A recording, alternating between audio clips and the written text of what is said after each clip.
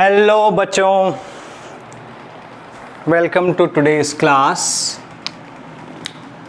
Gaseous state हमारा last portion बचा है इसमें, ठीक है जी।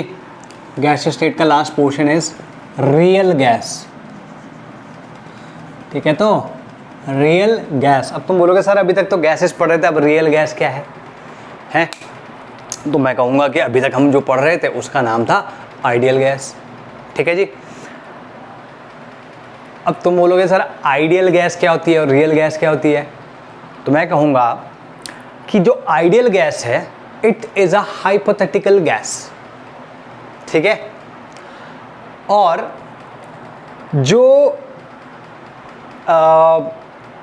जितने भी तुमने लॉज पढ़े हैं ना, वो सारे के सारे आइडियल गैस पे एप्लीकेबल हैं, ठीक है। और आइडियल गैस वो गैस होती है, या उल्टा भी कह सकते हैं, आइडियल गैस वो गैस होती है जो इन सारे लॉज को टू द पॉइंट 101% हर कंडीशन में फॉलो करती हो, ठीक है। अगर मैं उसकी डेफिनेशन बोलना चाहूँ तो I will say ideal gas, in fact real gases करके हेडिंग डालना और उसमें सबसे पहला पॉइंट लिख लेना, ideal gases ideal gas is a hypothetical gas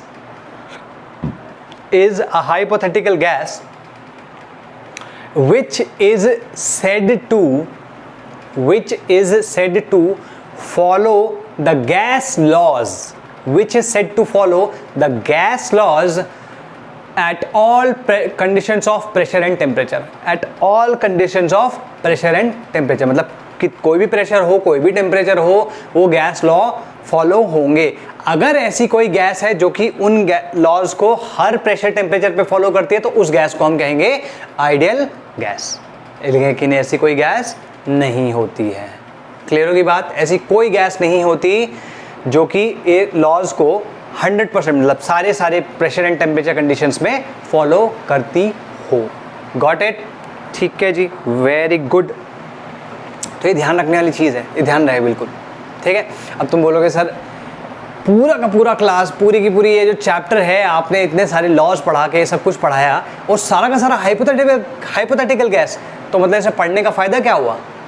तो पढ़ने का फ़ायदा ये है कि जो ये पर्टिकुलर पोर्शन मैं यहाँ बता रहा हूँ रियल गैस वाला, इस पर्टिकुलर पोर्शन के अलावा बाकी पूरी की पूरी केमिस्ट्री में, in fact in particular physical chemistry में, ऑर्गेनिक और इनऑर्गेनिक में तो बहुत ज़्यादा यूज़ होता ही नहीं ना इनका, पूरी की पूरी फिजिकल केमिस्ट्री में सिर्फ और सिर्फ इस पोर्शन में रियल गैस का नाम आएगा। बाकी सब जगह जो आइडियल गैस है वही फॉलो होगी, वही सारे लॉज फॉलो होंगे, वही PV = nRT जो गैस आइडियल गैस इक्वेशन है वो फॉलो होगी। जो मोलर वॉल्यूम होती है एट STP मतलब 1 बार प्रेशर और 273 केल्विन पे, है ना, 22.7 लीटर्स इज दी वॉल्यूम। तो सब चीज़ें जितनी भी हमने अभी तक पढ़ी हैं वो सारी की सारी वैसी की वैसी ही फॉलो होंगी हर चैप्टर में, जहाँ पर भी तुम्हारा क्या कहते हैं गैस रिलेटेड कुछ भी आएगा, ठीक। तो कब इसके बारे में देखना है, इसके बारे में क्वेश्चन में लिखा होगा कि अ रियल गैस, इस तरीके से अ गैस लिखा है मतलब आइडियल गैस है, ठीक है। तो तुम ये दोबारा बोल रहा हूँ, ज़्यादा कंफ्यूज नहीं होना। हाइपोथेटिकल गैस होती है, माना, मन गढ़ंत बात है, माना, लेकिन पूरे के पूरे उस तक जो भी चैप्टर्स हैं पूरी की पूरी फिजिकल केमिस्ट्री में जहाँ पे भी गैस का यूज़ होगा वहाँ पर आइडियल गैस ही लगेगी, आइडियल गैस की ही सारी इक्वेशंस जाएंगी, सारे गैस लॉज लगेंगे। जहाँ पर उसे रियल गैस की बात करनी होगी वहाँ रियल गैस लिख देगा और रियल गैस के बारे में ही बात करेगा, ठीक है। फिर रियल गैस से रिलेटेड जो चीज़ें हैं हम उनके बारे में बात करेंगे, तो आज हम उसके बारे में बात करें। सो गॉट दैट? ठीक है, तो अब रियल गैस कर लिख लो। None of the gases found in the universe are real gases. None of the gases found in the universe are ideal gases, not real gases. Are ideal gases. ठीक है, are ideal gases. Full stop. Real gases do not follow real gases do not follow the gas laws for all pressure and temperature ranges, ठीक है, for all pressure और temperature ranges, ठीक है। दे में full stop करके लिखना, full stop के बाद they may follow the gas laws, they may follow the gas laws और द आइडियल गैस इक्वेशन और the ideal gas equation under some conditions of pressure and temperature. ऐसा नहीं है कि रियल गैस उन gas laws को follow ही नहीं करती है, लेकिन प्रेशर 0 से लेकर इन्फिनिटी तक, टेम्परेचर 0 से लेकर इन्फिनिटी तक, इसके बीच में किसी पर्टिकुलर पोर्शन के लिए, सारे के सारे के लिए नहीं, ठीक है। इनफैक्ट वो भी बताता हूँ, चलो लिख लो इसको, ठीक। देखो, real gases follow gas laws, real gases follow gas laws at low pressure and high temperature, ठीक है। आइडियल गैस इक्वेशन अगर उसको फॉलो करनी होगी तो वो कहाँ किस में फॉलो करेगा, लो प्रेशर एंड हाई टेम्परेचर पे, ठीक। लिख लिया भाई ये, ओके। अब इसका रीजन क्या है, what is the reason behind this, ऐसा होता क्यों है? ऐसा इसलिए होता है क्योंकि आइडियल गैस में हम मैंने वो 7 वो दिखाए थे ना काइनेटिक गैस इक्वेशन में, सॉरी काइनेटिक गैस थियरी जो थी उसमें मैंने खूब सारे पॉइंट्स लिखाए थे, लेकिन लास्ट के 2 पॉइंट क्या लिखाए थे याद होंगे अगर? लास्ट के 2 पॉइंट थे, पहला पॉइंट की जो साइज है या जो वॉल्यूम है किसी मॉलिक्यूल की, गैस मॉलिक्यूल की, वो नेग्लिजिबल होती है, वो पॉइंट मास होता है, बिल्कुल पॉइंट साइज होता है उसका, ठीक है, बहुत ही छोटा है लेकिन नेग्लिजिबल साइज है उसका, ये हमने अज्यूम किया था, ठीक है। दूसरी चीज हमने अज्यूम की थी कि 2 मॉलिक्यूल्स के बीच में कोई फोर्स ऑफ अट्रैक्शन है ही नहीं, नेग्लिजिबल है, अगर है भी तो नेग्लिजिबल है, ठीक है। ये दोनों चीजें हमने अज्यूम करी थी, लेकिन रियल गैस में उसका साइज भी होता है और उनके बीच में अट्रैक्शन भी होता है, दैट इज द डिफरेंस। तो लिखो, real gases have finite volume, finite मतलब कुछ वॉल्यूम है उसकी, इन्फिनिटेसिमली स्मॉल नहीं है, finite volume and has attraction between molecules, and has attraction between molecules, ठीक है।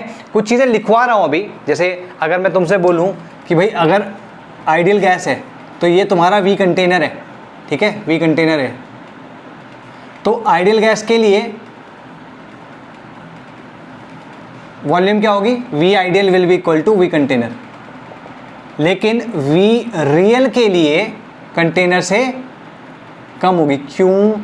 क्योंकि अगर तुम देखो इसमें क्या है, आइडियल के केस में यहाँ पे जो पॉइंट्स है, ठीक है, वो सारे के सारे या मॉलिक्यूल जो है पॉइंट चार्जेस है, पॉइंट मासेस हैं, तो पॉइंट मास होने की वजह से पूरे की पूरी वॉल्यूम के रिस्पेक्ट में अगर मैं मॉलिक्यूल्स की वॉल्यूम देखूँ तो 0 है, नेग्लिजिबल है।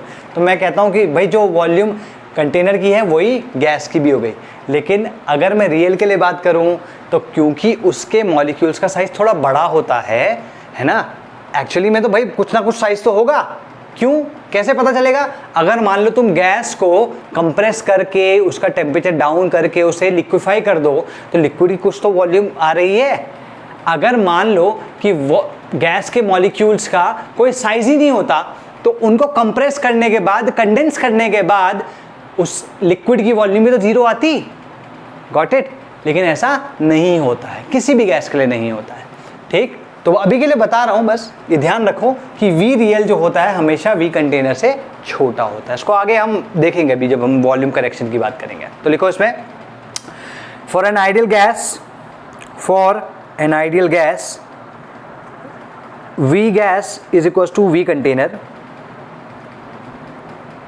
But for real gas V real gas is less than V container. V real gas is less than V container.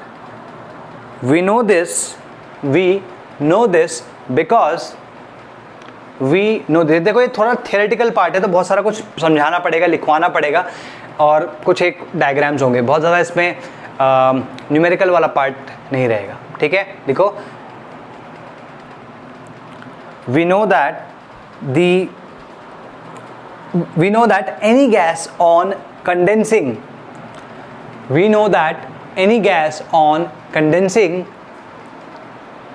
gives a liquid of some finite volume. That means every gas molecule must have some finite size और volume, है ना, otherwise तो ऐसा नहीं होता. Got it. Now तो इसको हम जाने, जैसे अगर बात करें रियल गैस की, तो रियल गैस क्या होती है भाई? रियल गैस होती है, आइडियल गैस होती है जो कि इसको फॉलो करती है. ठीक है, मान लो कि मैं एक मोल के लिए इस इक्वेशन को लिखूं, तो कैसे पता चलेगा मुझे कि मैं आइडियल गैस की बात कर रहा हूं? कैसे? जैसे अगर मान लो मैं तुम्हें क्वेश्चन दूं कि भाई 1 एटमॉस्फेरिक प्रेशर है और 273 केल्विन टेम्परेचर है, ठीक है, जो पहले एसटीपी की कंडीशन थी वो है, और उसमें जो गैस की वॉल्यूम आ रही है वो 22.4 लीटर्स आ रही है, तो तुम बोलोगे हाँ सर ये तो आइडियल गैस है. क्यों? क्योंकि at 1 atmospheric pressure and 273 Kelvin every ideal gas, है ना, ideal gas has volume 22.4 liters. Got it? लेकिन जो तुम्हारा रियल गैस होगी उसके लिए डिफरेंट होगा. ठीक, the volume might be less than 22.4 liters or greater than 22.4 liters. तो तुम कैसे जानोगे? तो उसे जानने के लिए हमने एक फंडा इजाद किया, मतलब एक क्वांटिटी इजाद करी, दैट इज Z. इसको हम कहते हैं compressibility factor. It is defined as PV upon RT. Got it? तो अगर ये आइडियल गैस है तो इसके लिए Z क्या होगा? Z, ठीक है, आइडियल के लिए क्या होगा? Z is equal to 1. ठीक है, और रियल के लिए, रियल गैस के लिए Z is not equal to 1. तो भाई नॉट इक्वल टू 1 में क्या होगा? या तो 1 से छोटा होगा या फिर 1 से बड़ा, है ना भाई. मैंने क्या कहा? चलो वो सब भी हम देखेंगे. Z या Z से छोटा होगा या Z से बड़ा. अगर ये Z से छोटा होता है तो हम इसे कहते हैं नेगेटिव डेविएशन. ठीक है, नेगेटिव डेविएशन. और अगर ये बड़ा होता है तो हम किसको कहते हैं? Positive deviation. इसका क्या मतलब है वो सब भी हम देखते हैं. ठीक है, तो दोबारा बता रहा हूँ, आइडियल गैस होती है, जो आइडियल गैस की जो इक्वेशन है PV इक्वल्स टू NRT, मैंने उसको एक उसके लिए लिखा. मैं कह रहा हूँ कि भाई अगर आइडियल गैस है तो जो भी हमने अभी तक पढ़ा है, जैसे कि भाई मोलर वॉल्यूम क्या होती है ना, एक एट STP, तो वो हमें पता है, या 1 एटमॉस्फेरिक प्रेशर 273 केल्विन पे वॉल्यूम क्या होगी, तो हमें पता है कि 22.4 लीटर्स होगी. लेकिन इससे अलग अगर हुई, या तो कम या फिर ज़्यादा, तो हम कह सकते हैं कि वो रियल गैस है. ठीक है, तो लेकिन ये तो एक्सपेरिमेंटल करना है, एक्सपेरिमेंटली देखना हुआ ना. अगर मान लो हमारे पास ये इन्फॉर्मेशन है, PV और T की इन्फॉर्मेशन है, तो हम इनको कैलकुलेट करके देख सकते हैं कि ये आइडियल है या रियल है. वो कैसे पता चलेगा? वी डिसाइडेड या defined a quantity called Z compressibility factor. ठीक है, जिसको हमने इस तरीके से डिफाइन किया है. और अगर आइडियल गैस हुई, क्योंकि PV इक्वल्स टू RT किसके लिए होता है? आइडियल गैस के लिए, तो हम क्या कह सकते हैं? Z equals to 1. PV will not be equal to RT for real gas. तो मैं इसको इस तरीके से भी लिख सकता हूँ कि PV is not equal to RT for a real gas, that means Z is not equal to 1. Simple enough. अगर Z लेस देन 1 है, मतलब PV is less than RT, तो ये केस हो गया. और अगर PV ग्रेटर देन RT है तो ये केस हो गया। यही तो केसेस हुए। अब इनका मतलब क्या है वो भी देखते हैं, ठीक है। जैसे अगर मैं तुम्हें बात करूं कि भाई कांस्टेंट टेम्परेचर पे किसी भी आइडियल गैस को, अगर मैं उसका ग्राफ खींचूं, PV ग्राफ,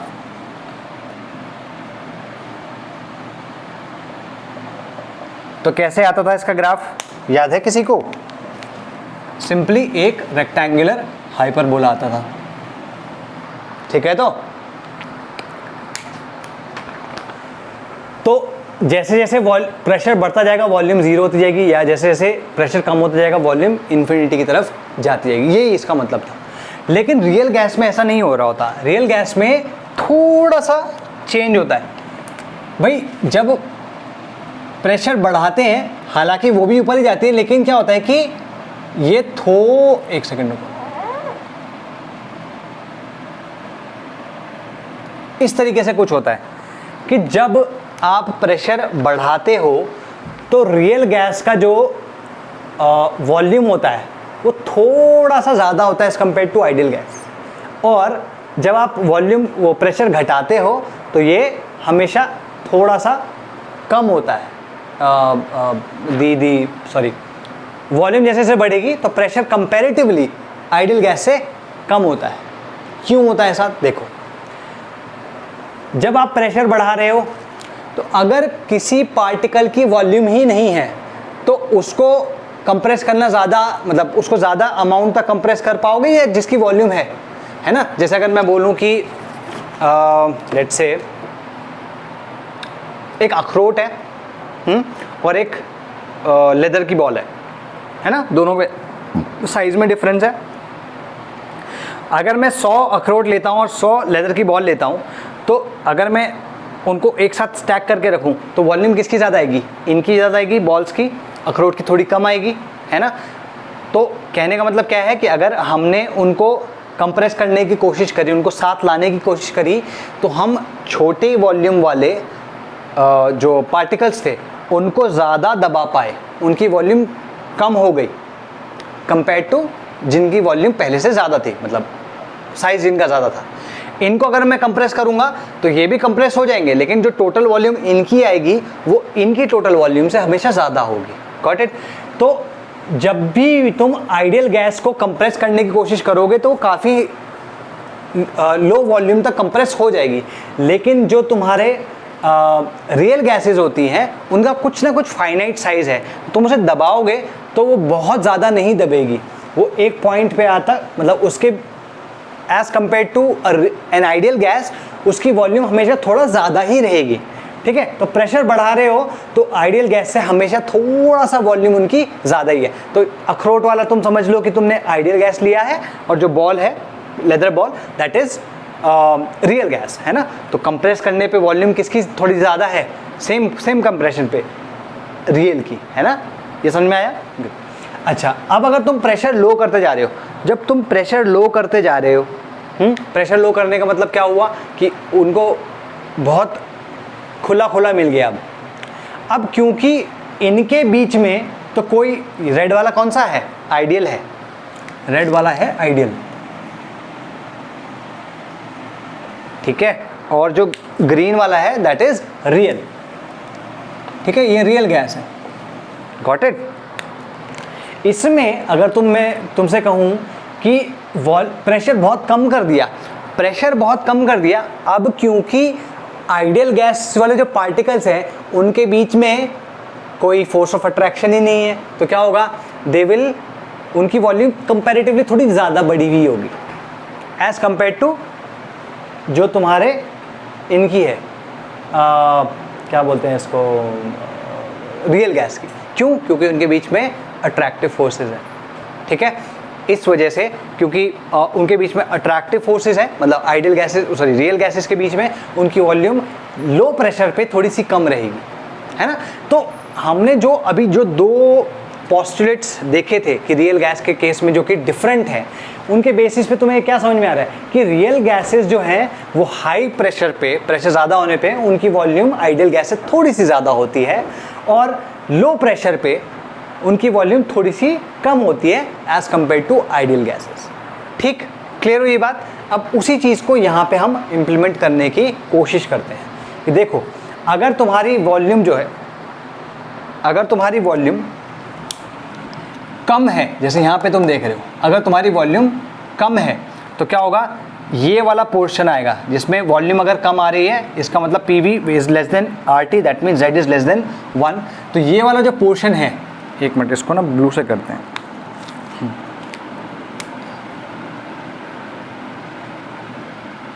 ये वाला जो पोर्शन है, यहाँ वाला पोर्शन जो है, this is Z less than 1 negative deviation, ठीक है। और ये वाला जो पोर्शन है, this is Z greater than 1, ठीक है, ये पॉजिटिव डेविएशन वाला है, ठीक है ना। क्लियर हुई ये बात कि नहीं? कूल, ठीक है। तो ये वाला पोर्शन नेगेटिव डेविएशन, वाला portion positive deviation. I hope कि ये समझ में आ गया होगा कि ऐसा क्यों हो रहा है। ठीक, यहाँ पे आइडियल गैस, ये रियल गैसेस, इस तरीके से कि लिख सकते हो। अच्छा, क्योंकि नेगेटिव डेविएशन है, इसका मतलब क्या हुआ, इनके बीच में अट्रैक्टिव फोर्सेज है ना। हाँ, तो यहाँ पर अट्रैक्टिव फोर्सेज डोमिनेट कर रहे हैं, तो यहाँ पे लिख सकते हो तुम कि यहाँ पे फोर्सेज कौन से हैं, अट्रैक्टिव फोर्सेज।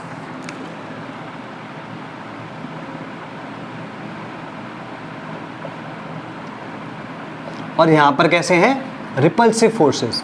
क्यों? क्योंकि अच्छा, रिपल्सिव फोर्सेस क्यों होंगे, जरा देखो, इनको बहुत पास पास लेके आओगे तो इनके इलेक्ट्रॉन क्लाउड्स एक दूसरे को रिपेल करेंगे ना, तो रिपल्सिव फोर्सेस यहाँ पे थोड़े से ज़्यादा होंगे यार, रिपल्सिव फोर्सेस डोमिनेटिंग होंगे, रिपल्सिव फोर्सेस, ठीक है। तो अच्छा, एक और चीज़ इसमें साथ साथ क्या है कि जो Z है, वो Z सिर्फ इस तरीके से डिफाइन नहीं होता, Z हम इस तरीके से भी डिफाइन करते हैं, V real upon V ideal, ठीक है। तो हम इस तरीके से भी इसको डिफाइन करते हैं, ठीक है। अगर Z लेस देन 1 है तो V real will be less than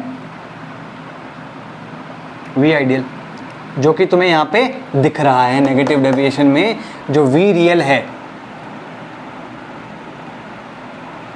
और ये क्या है, V आइडियल। एक सेकेंड, इसको ऐसा करो, सेम प्रेशर पे, ठीक है। तो सेम प्रेशर पे ये तो V रियल हो गया और ये जो है ये V आइडियल हो गया, ठीक है। तो तुम्हें दिख रहा है कि V आइडियल V रियल से ज़्यादा है। और अगर मान लो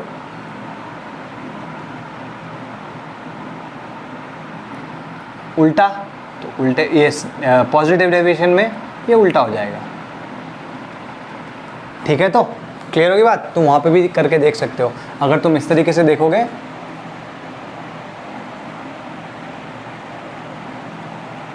तो ये तुम्हारा V रियल है और जो ये होगी तुम्हारी वो V आइडियल हो जाएगा। यहाँ पे V आइडियल V रियल से कम है। क्लियर होगी बात? तो सिंपल है ना? ठीक है जी। तो इसके ऊपर कुछ एक चीज़ें देख लेते हैं।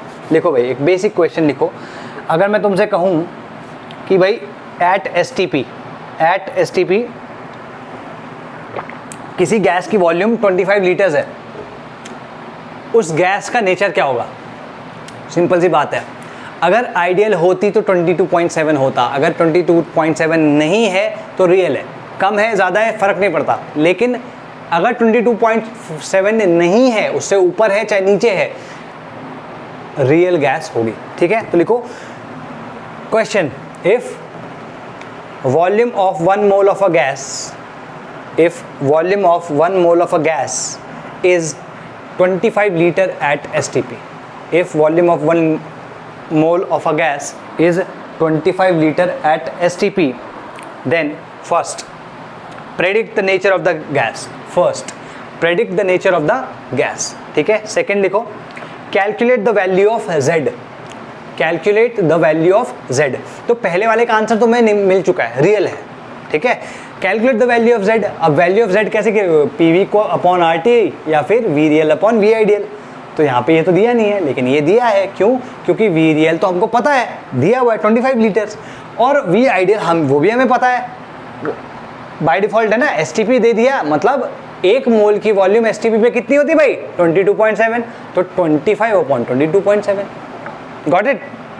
नेक्स्ट क्वेश्चन है, which forces are dominating between the molecules? Which forces are dominating? क्योंकि Z की अगर हम बात करें इस केस में जो अभी मैंने बताया है, Z will be equal to V real is 25 and 22.7, ठीक है। तो ये कितना आ रहा है? ग्रेटर देन 1 आ रहा है कि नहीं आ रहा है? ग्रेटर देन 1 का मतलब क्या हुआ? Repulsive forces. Got it? ठीक है। Which forces are dominating? Repulsive forces. Cool, ठीक है। अभी वैसे भी कभी तुमसे कोई किसी भी पर्टिकुलर गैस के लिए Z की वैल्यू पूछेगा नहीं, वो कहीं कैलकुलेट करने के लिए देगा या फिर दी हुई होगी वैल्यू, लेकिन उस वैल्यू से तुम क्या इन्फर कर सकते हो, क्या इन्फॉर्मेशन तुम निकाल सकते हो, वो इम्पॉर्टेंट है। तो उसी के ऊपर देखते हैं। लेट्स से जैसे चलो ठीक है, कोई एक एग्जाम्पल देता हूँ, इसको मिटाते हैं, ठीक है। इसको मिटा रहा हूँ मैं। मान लो कि एक गैस है A, चलो 4 गैस दे देते, A, B, C और D। मैं कह रहा हूँ इसका जो Z है, Z ना A के लिए 1.6 है, एक का 0.6 है, एक का 0.8 है, एक का 1.8 है। ये Z की वैल्यूज़ है। मैं तुमसे कहूँ कि इनमें से कौन सी गैस सबसे क्लोज है आइडियल बिहेवियर के या आइडियल गैस के, तो ऐसे देख के कैसे पता चलेगा, है ना। या किसी गैस को देख के नहीं पता चलेगा। गैस के जो बिहेवियर है उसे Z के फॉर्म में ऐसे एक्सप्रेस करना पड़ेगा, और फिर उनमें देखना पड़ेगा कि भाई इनके बीच में जो आइडियल बिहेवियर से, मतलब how far are they from ideal behaviour, वो पता चलेगा हमें समथिंग कॉल्ड दिस Z-1। इसको हम कहते हैं डेविएशन फ्रॉम आइडियल बिहेवियर। दोबारा बताता हूँ भाई, हमने कोई गैस देखी, रियल गैस थी, इतना हमें पता चल गया, चलो हमने उसकी मोलर वॉल्यूम लेट से एसटीपी पे देख ली, 22.7 नहीं है तो रियल हो गई, ठीक। लेकिन कोई गैस कितनी रियल है या कितनी आइडियल है या आइडियल बिहेवियर के कितना क्लोज है और उससे कितना दूर है, वो कैसे पता चलेगा? वो Z की वैल्यू से पता चलेगी। Z की वैल्यू 1 से जितनी दूर होगी, चाहे लेफ्ट में हो, मतलब नेगेटिव में हो, लेसर में हो, चाहे मोर में हो, जितनी दूर होगी उतना ज़्यादा तुम्हारा रियल या आइडियल गैस बिहेवियर से दूरी होगी उसकी, है ना। अगर मान लो मैं Z-1 की बात करूँ यहाँ पर, ठीक है, Z-1 की बात करूं यहां पर,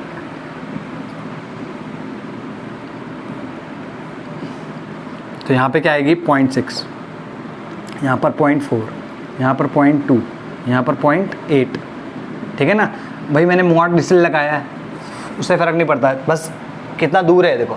तो Z1 से 0.6 दूर है, 0.4 दूर है, 0.2 दूर है, 0.8 दूर है, मतलब this is the closest to ideal behaviour, है ना। तो ये मोस्ट आइडियल हो सकता है इसमें। तुम कहोगे सर मोस्ट आइडियल का मतलब क्या हो? मैं सिर्फ इतना कह रहा हूँ कि ये रियल है, लेकिन इसका बिहेवियर आइडियल गैस के क्लोजेस्ट होगा, इसका नेक्स्ट, इसका नेक्स्ट और इसका सबसे दूर। क्लियर हुई ये बात? तो लिखो ऐसे, टू, ऐसे लिखो, deviation in ideal behaviour, deviation from लिखो, डेविएशन फ्रॉम आइडियल बिहेवियर लिखो, डेविएशन फ्रॉम आइडियल बिहेवियर लिखो इसको। It is a measure, it is a measure of, it is a measure of deviation of,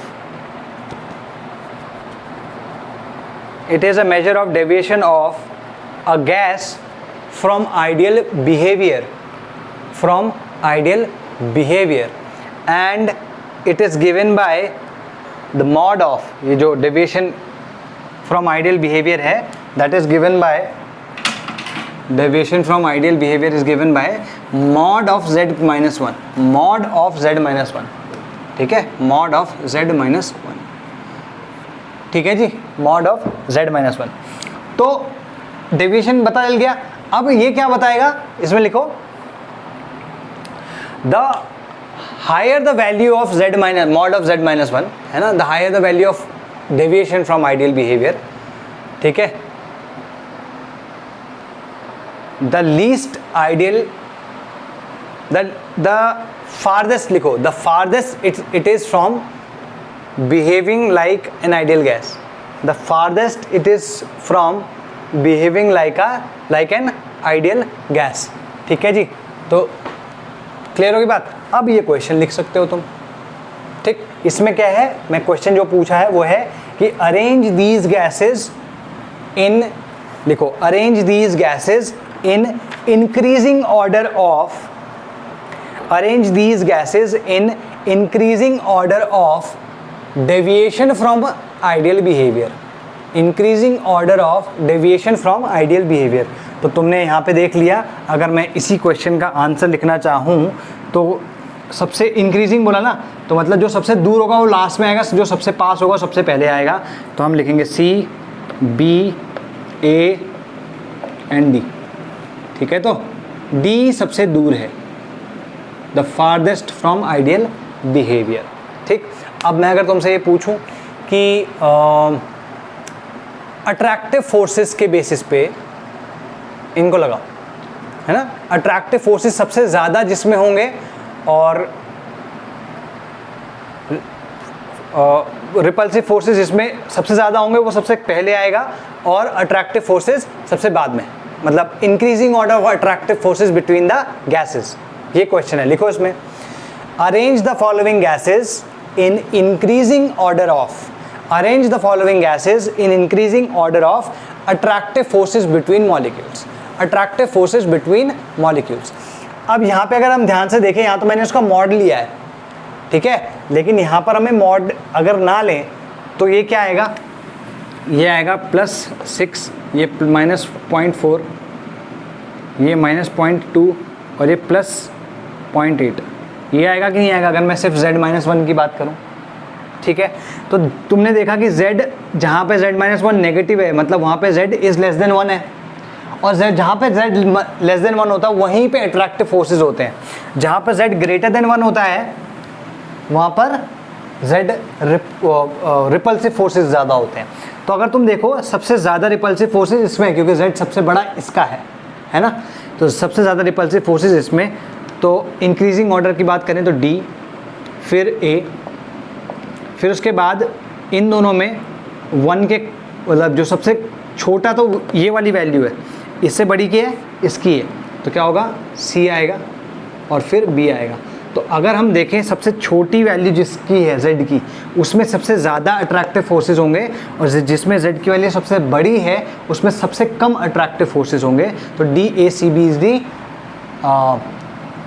is the order, ठीक है। और यही question अगर मैं उल्टा करके दे देता, मान लो मैं कहता कि arrange the following gases in increasing order of repulsive forces between the molecules, है ना, repulsive forces between the molecules अगर मैं इंक्रीजिंग ऑर्डर में करवाता तो यहाँ पर रिपल्सिव फोर्सेस इसमें है, इसमें है, इन दोनों में तो अट्रैक्टिव फोर्सेस हैं। तो सबसे पहले ये आते और फिर ये आते, ठीक। तो पाएगा BCAD, ठीक है, एग्जैक्टली ये उल्टा हो जाएगा, BCAD। तो ये तुम्हारे अट्रैक्टिव फोर्सेस के बेसिस पे है। तो ऐसे तुम्हें क्वेश्चंस मिलेंगे, ठीक है, अट्रैक्टिव और ये रिपल्सिव, ठीक है, ऐसे क्वेश्चंस मिलेंगे तुमको इस वाले में, क्योंकि थियोरेटिकल पार्ट है, थियोरेटिकल चैप्टर है जो भी बचा हुआ है। गॉट इट, ठीक है जी। अब बात करते हैं कि z का वेरिएशन जो है वो कैसे हो रहा है। I think we have covered z काफ़ी अच्छे से। अब z का वेरिएशन देखते हैं हम विद प्रेशर एंड टेम्परेचर, ठीक है। तो लिखो variation of z with P and T, variation of z with P and T, pressure और टेम्परेचर के साथ में वेरिएशन देखना है। तो हम एक टाइम पे एक ही का देखेंगे, मतलब पहले प्रेशर का देखेंगे और फिर टेम्परेचर का, ठीक है, टेम्परेचर के साथ, सॉरी नॉट टेम्परेचर का, z का वेरिएशन विद टेम्परेचर, z का variation with temperature, got it.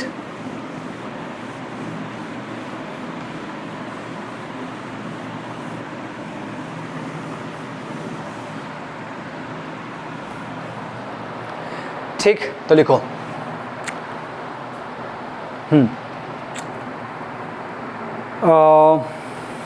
at low pressure and high temperature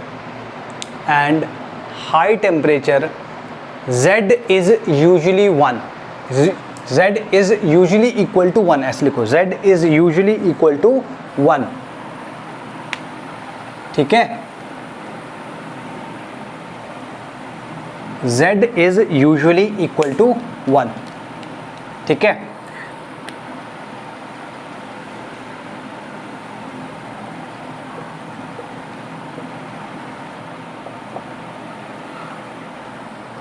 ठीक, but as pressure and temperature vary, but as pressure and temperature, and और लिखना या और temperature लिखो, and नहीं, साथ में कभी वेरी करके नहीं देखते, हालांकि वो भी करके देख सकते हैं लेकिन हमारे कोर्स में नहीं है ना। But when pressure and temperature, pressure और temperature vary, the value of z also varies, the value of z also varies, ठीक है। इसमें नेक्स्ट लिखो, it also depends on the gas, it also depends on the gas being used for the experiment, ठीक है जी। अच्छा, अब क्या है वो देखो, एक बेसिक जो हमने अभी तक देखा है उसको बता रहा हूँ मैं। यहाँ पर मैं z इक्वल टू 1 है, इस पोर्शन में अगर मैं बात करूँ, इस पोर्शन में यहाँ पर z क्या है, ग्रेटर देन 1 है, इस पोर्शन में अगर मैं बात करूँ तो z इज लेस देन 1, है ना, क्लियर है इतना। अब अगर मैं बात करता हूँ किसी भी गैस के लिए, तो जो देखो यहाँ पे क्या है, ये मैंने z और p के बीच में बनाया है, z का variation with respect to pressure, यहाँ पे प्रेशर कम है और फिर बढ़ता बढ़ता जा रहा है, ठीक है। तो अगर मैं हाइड्रोजन और हीलियम की बात करूँ तो इनका जो ग्राफ होता है हमेशा ग्रेटर देन 1 होता है, ठीक है। ये H2 हो गया, ये He हो गया, ये ध्यान रखना। हालांकि अराउंड जब प्रेशर बहुत लो होता है तो ये भी 1 के आसपास होते हैं, तो they also behave like an ideal gas and they can be compressed and liquefied, liquefy किया जा सकता है इनको, ठीक है। तो ये गलत है, होगा अगर कोई कहेगा कि H2 और Z को, He को लिक्विफाई नहीं किया जा सकता, क्योंकि इसका Z हमेशा ग्रेटर देन 1 है, ज़रूरी नहीं है, क्योंकि बहुत लो प्रेशर होगा तो Z is almost equal to 1, ठीक। अगर तुम प्रेशर बढ़ाते चले जाओगे तो हमेशा ये z ग्रेटर देन 1 होगा ही होगा, गॉट इट। अब बात करते हैं हम और गैसेस की, जैसे मान लो in general let's say N2 की बात करते हैं। N2 की अगर हम बात करेंगे तो उसका कुछ इस तरीके से एक डिप आता है और फिर इस तरीके से ये भाई साहब z इनका बढ़ जाता है। तो लो प्रेशर पे जो z है वो कम होता जाता है, एक डिप आता है, एक पर्टिकुलर लो पॉइंट आता है और उसके बाद z बढ़ना शुरू कर देता है। इस सबको भी हम देखेंगे, है ना। ये आ क्यों रहा है, देखो जब हम इसको प्रेशर को बढ़ा रहे हैं तो वॉल्यूम कम होती जा रही है, ठीक है। अभी वॉल्यूम कम होती जा रही है आराम से, क्योंकि बहुत सारा स्पेस है गैस मॉलिक्यूल्स के पास। जैसे जैसे हम उसको कंप्रेस करते रहेंगे गैस मॉलिक्यूल्स पास आते रहेंगे, तो z धीमे धीमे कम होता जा रहा है जब हम इसको प्रेशर बढ़ा रहे हैं। लेकिन फिर क्या होगा, एक पॉइंट पे आने के बाद वो जो मॉलिक्यूल्स हैं वो अब एक दूसरे से को रिपेल करने लगेंगे। अब रिपेल करने लगोगे या यूँ समझो, जब तुमने प्रेशर बढ़ाना शुरू किया तो वॉल्यूम कम होती चली गई, तो उनके बीच में अट्रैक्टिव फोर्सेस बढ़ते चले गए, ठीक है। तो अट्रैक्टिव फोर्सेस बढ़ने का मतलब क्या हुआ, अट्रैक्टिव फोर्सेस डोमिनेटिंग है, z इज लेस देन 1। लेकिन जैसे जैसे तुम उसको दबाते जा रहे हो और ये जो मॉलिक्यूल्स हैं ये पास आते जाएंगे, तो ज़्यादा पास आएंगे तो रिपल्शन होने शुरू हो जाएगा। ये हमने देखा है है ना, हम पहले भी जान चुके हैं कि जैसे जैसे पास आ जाएंगे तो उनका रिपल्सिव, अब जब रिपल्सिव फोर्सेस डोमिनेट करने शुरू होंगे तो z जो है वो बढ़ने लगेगा, और एक पॉइंट के बाद आके वो z इज ग्रेटर देन 1, मतलब रिपल्सिव फोर्सेस टोटली डोमिनेट कर जाएंगे ओवर अट्रैक्टिव फोर्सेस, तो z greater than 1। Same way अगर मैं ऑक्सीजन की बात करूं, ऑक्सीजन की अगर मैं बात करूं तो वो भी इस तरीके से कुछ आएगा, और अगर मैं CO2 की बात करूं तो CO2 की बात करूंगा तो वो और भी बड़ा डिप लेके निकल जाएगा।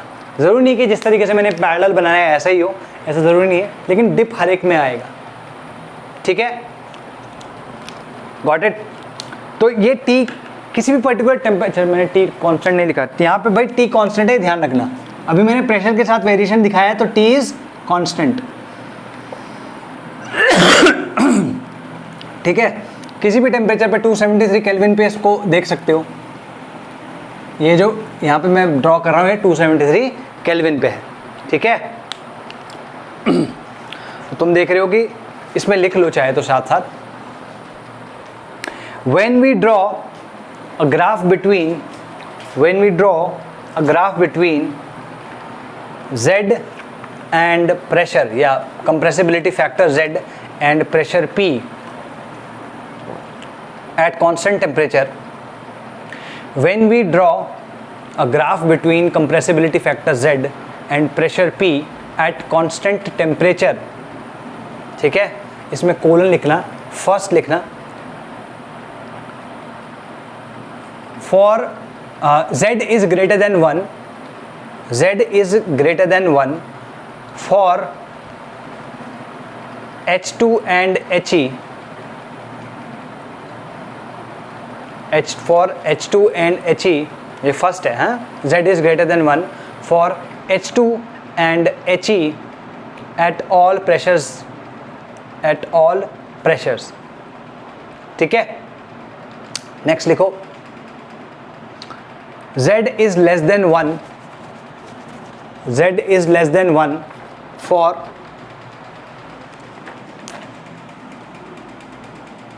rest of the gases,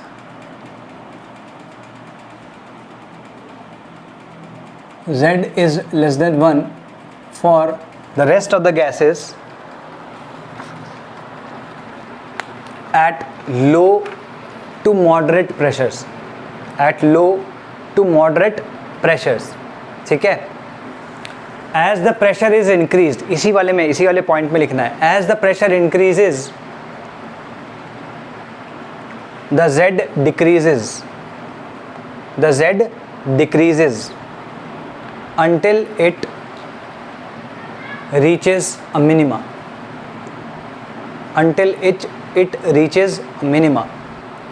after which it starts increasing with increase in pressure, after which it starts increasing with increase in pressure, ठीक है। and at high pressure Z again becomes greater than 1, and at high pressure Z again becomes greater than 1, ठीक है ना। ये सारी gases के लिए except for H2 और He, सारी गैसेस के लिए ऐसे ही ग्राफ्स आएंगे, गॉट इट, ठीक। This happens because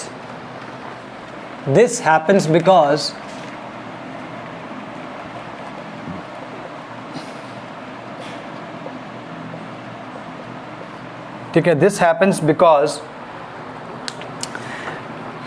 during initial compression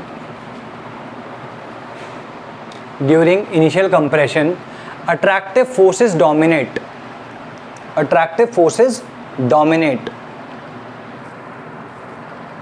but after a certain proximity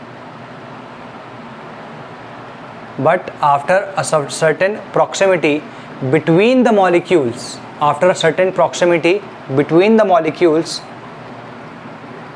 the repulsive forces start to dominate,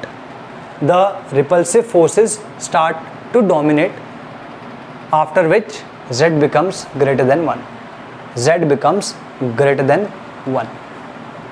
ठीक है जी।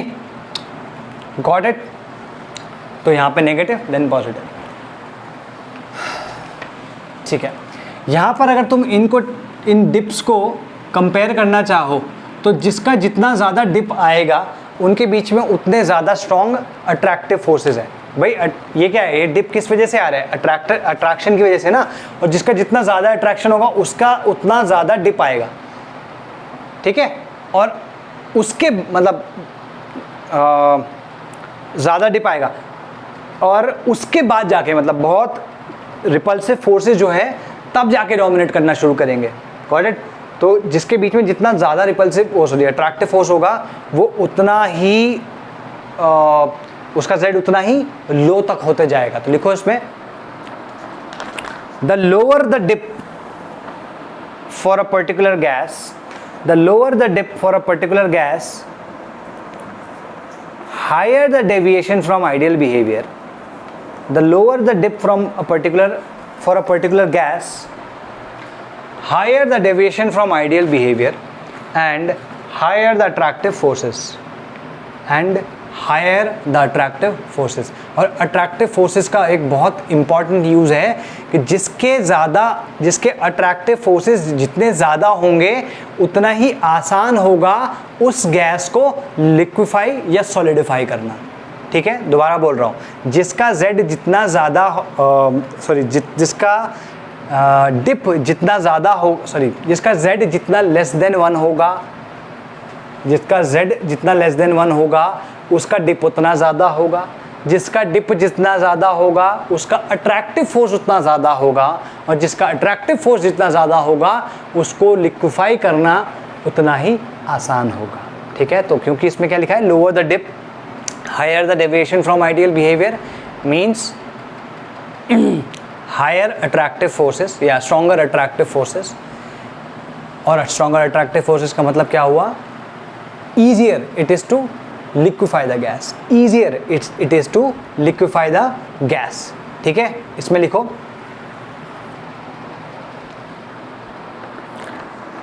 ठीक है,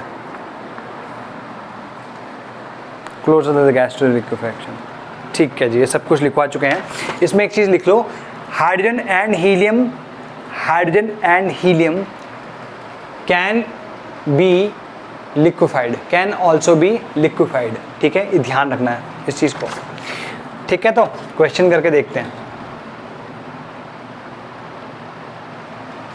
एक क्वेश्चन है, मान लो, ठीक है, ABCD करके 4 गैसेस हैं, ठीक, चारों के ग्राफ ऑलमोस्ट सिमिलर से हैं। इसमें अगर मैं पूछूं किसके अट्रैक्टिव फोर्सेस सबसे ज़्यादा होंगे, या अगर मैं बोलूँ increasing order of attractive forces between molecules, अगर मैं इस तरीके से तुम्हें बोलूँ increasing order of attractive forces between molecules, तो यहाँ पर इसका डिप छोटा है, इसका थोड़ा और ज़्यादा बड़ा है, इसका थोड़ा और बड़ा है, इसका थोड़ा और बड़ा है, तो सबसे ज़्यादा अट्रैक्टिव फोर्सेस D में होंगे, सबसे कम A में होंगे। तो A less than B less than C less than D, तो D के सबसे ज़्यादा। तो इसमें Z वर्सेस P है ये। इसमें क्वेश्चन लिखना, arrange the following gases in increasing order of attractive forces, ठीक है जी। नेक्स्ट, ये तो तुम्हारे प्रेशर का वेरिएशन हो गया। यहाँ पे टेम्परेचर यहाँ पे भी कांस्टेंट था, यहाँ पे भी कांस्टेंट था। अब मान लो कि टेम्परेचर में चेंज कर रहा हूँ, गैस भी सेम है और प्रेशर भी सेम है, ठीक है। ध्यान रहे, यहाँ पर मैंने क्या किया था, टेम्परेचर कांस्टेंट रखा था, प्रेशर का वेरिएशन दिखाया, गैस भी डिफरेंट दिखाई। लेकिन यहाँ पर मैं क्या करूँगा, प्रेशर, अब जो नेक्स्ट जो पोर्शन आएगा उसमें प्रेशर और गैस को मैं सेम रख दूंगा और डिफरेंट टेम्परेचर्स पे मैं उनका वेरिएशन देखूंगा, ठीक। तो उसका ग्राफ कैसा आता है वो देखो।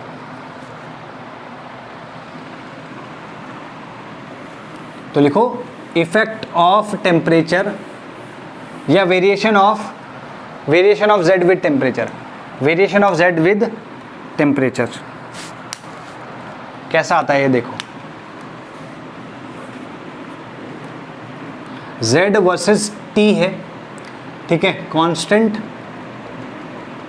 प्रेशर है और सेम गैस है, ठीक है। तो ठीक, तो अगर ध्यान से तुम देखो, इस तरीके से ये ग्राफ आएगा। मान लो कि N2 या ऐसे कोई गैस है, ठीक है, तो यहाँ पर ये क्या कर रहेगा,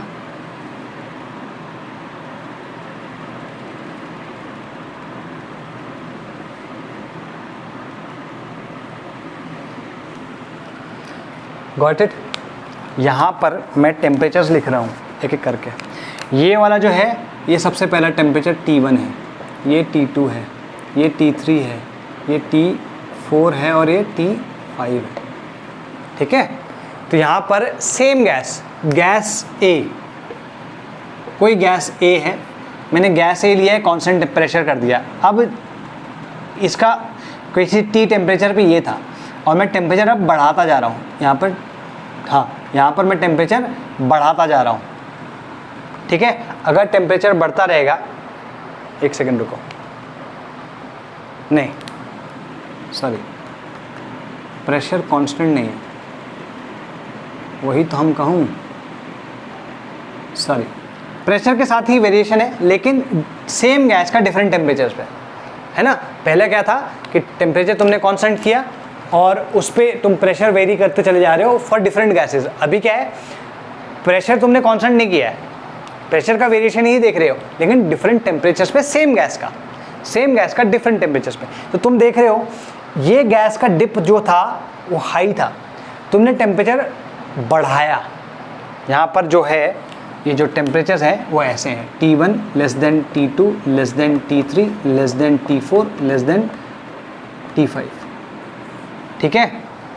तो जैसे जैसे तुम टेम्परेचर बढ़ाओगे तुम देखोगे कि इसका डिप जो है वो कम होता जा रहा है, कम होता जाएगा, कम होता जाएगा, कम होता जाएगा। तो कम होते होते it is trying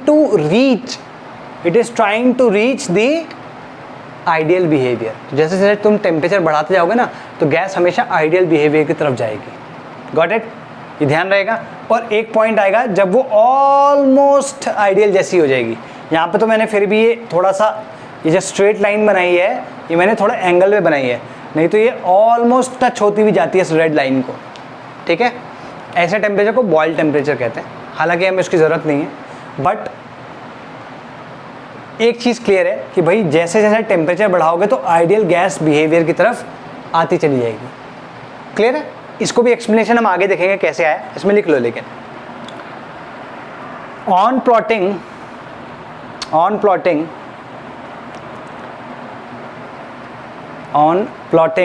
the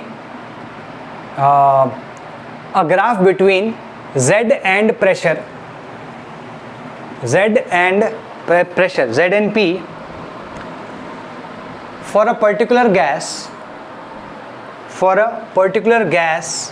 at different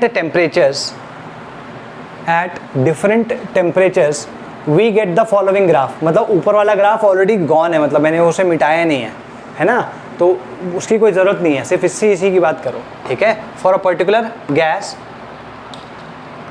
we get the following graph. इसमें लिखो, we can see that on increasing temperature,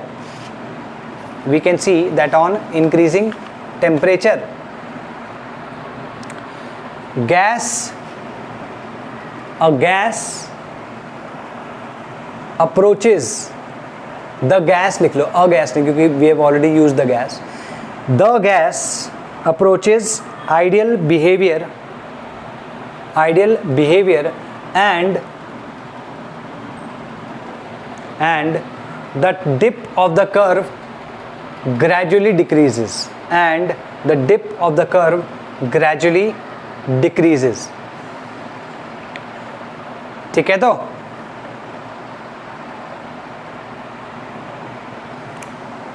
ठीक,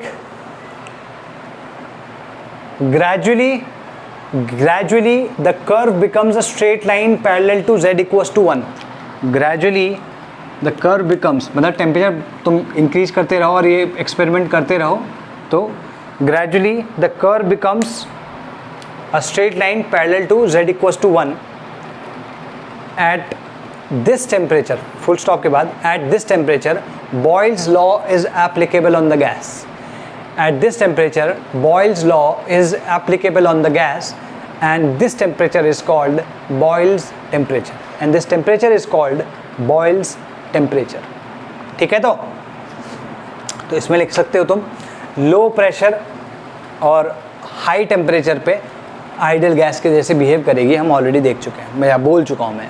लेकिन इसमें अगर तुम देखो लो टेम्परेचर अगर तुम रखो, प्रेशर भी लो रखो, तो क्या होगा, प्रेशर लो नहीं, प्रेशर नॉर्मल रखो, ठीक है, मॉडरेट रखो, तो ये अपने आइडियल बिहेवियर से सबसे ज़्यादा दूर होती है ना. तो लिखो इसमें point, at low temperatures and sufficiently high pressures, at low temperatures and sufficiently high pressures, the real gas deviates significantly from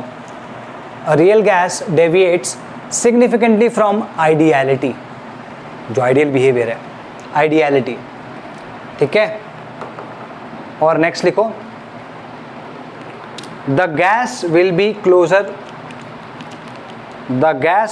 closest to liquefaction.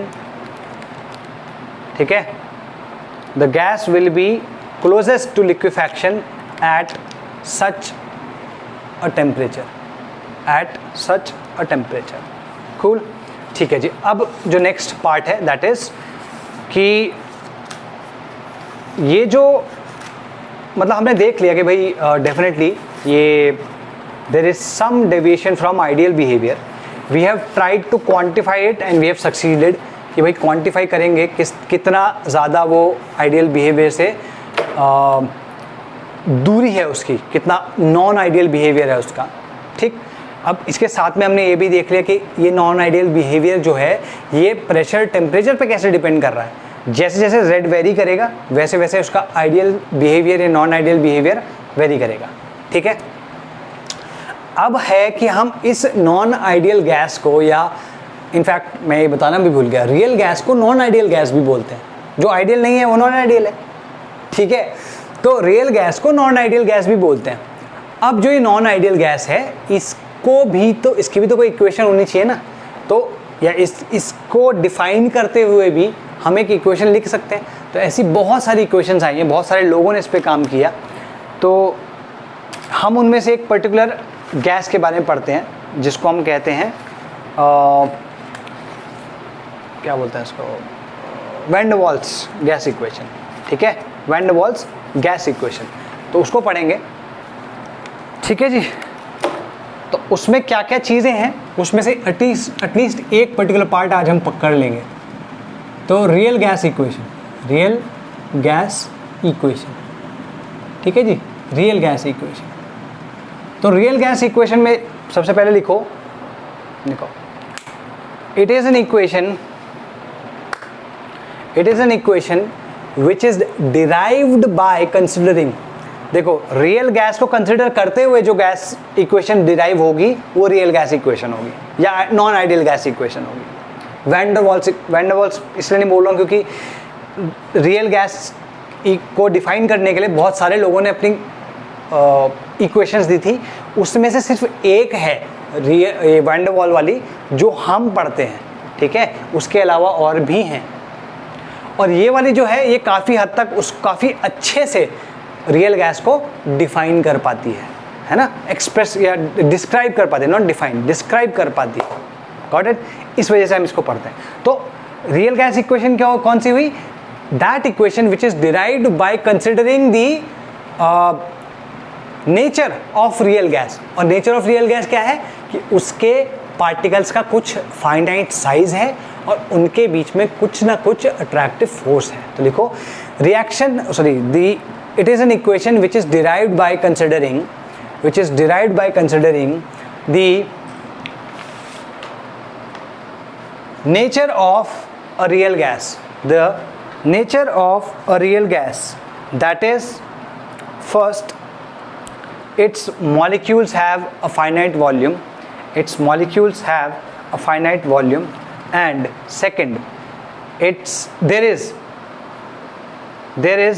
some force of attraction between those molecules. ये दोनों के दोनों point याद रखने हैं, तुम्हारे school में भी आ सकते हैं लिखने के लिए. ठीक है, नेक्स्ट लिखो, many scientists such as van der Waal, ठीक है, तो van der Waal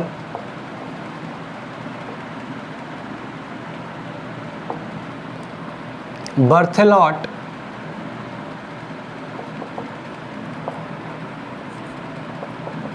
डाइट्रिची,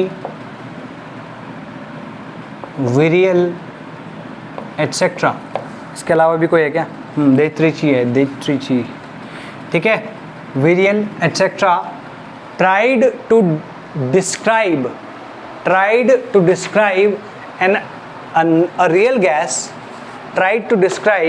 a real gas using their equations,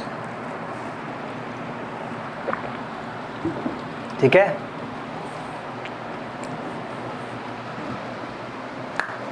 tried to describe a real gas using their equations. Out of these van der Waals equation is, describes the real gas the best, ठीक है। तो ये equation हम पहले लिख के एक बार देख लेते हैं कि होती क्या है, ठीक है। तो अब इसमें कुछ नहीं करना, अब इसमें हमें डेरिवेशन देना है, एक छोटी सी चीज़ करनी है, ठीक है।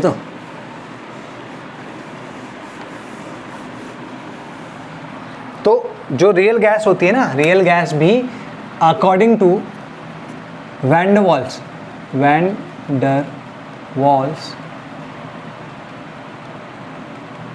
इक्वेशन, ठीक है, वैन डर वाल्स इक्वेशन। तो जो वैन डर वाल्स इक्वेशन है वो बेसिकली होती क्या है, वो होती है ये P एक्चुअल, होती है बिल्कुल उसके जैसी है,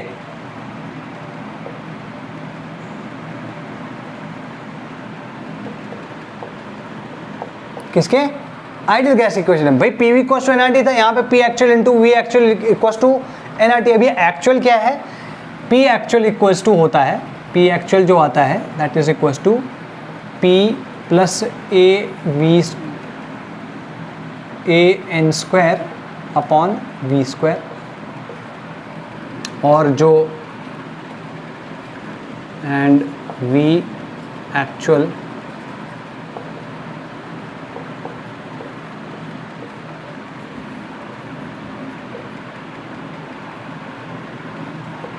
ठीक है, और P actual into V actual is equals to RT, ठीक है।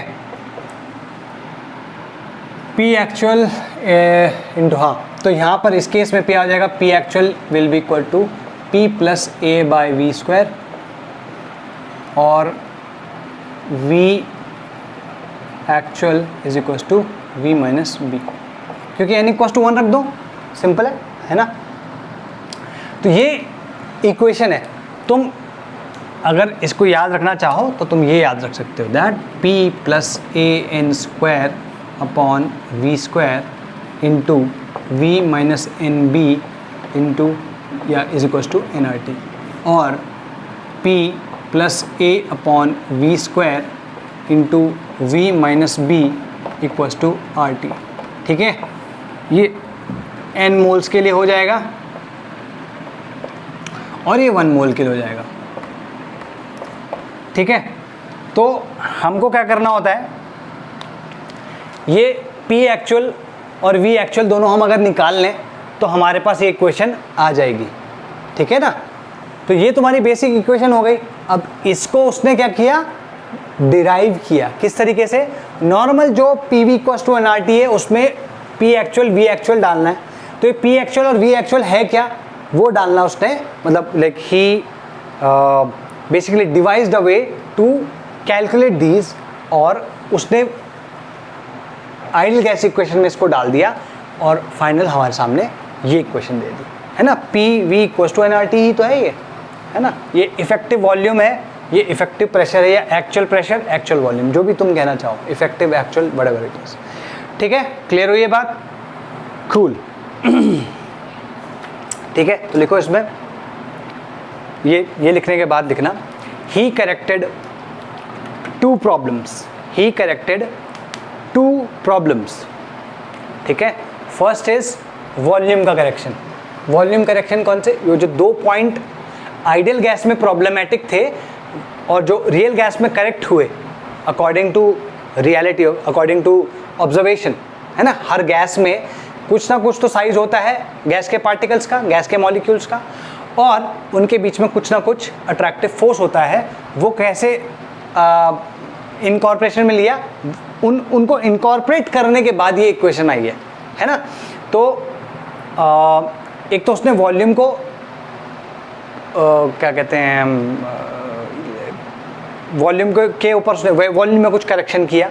दूसरा, जो उसके अट्रैक्टिव फोर्सेस थे, अट्रैक्टिव फोर्सेस को अगर तुम ध्यान से देखो तो फोर्सेस जहाँ पे होंगे वहाँ पे प्रेशर भी होगा।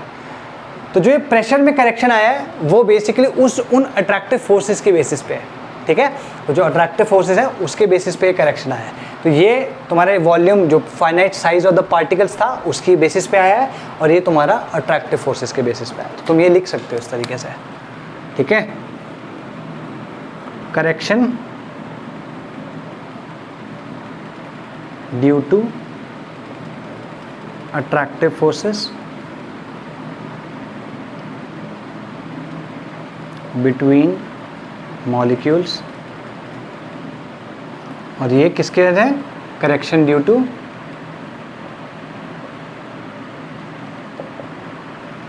Finite size of the particles.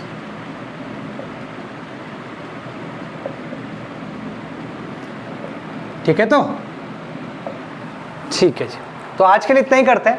ठीक है, कल अपन ऐसा करेंगे, ये जो A और B है इनकी वैल्यूज़, इनके बारे में बात करेंगे। फिर ये जो v माइनस बी ए कैसे आया, या p plus A N square by V square ये कैसे आया, ये हम सारा का सारा कल डिराइव करेंगे। बाकी we'll complete the chapter tomorrow itself. Bye bye.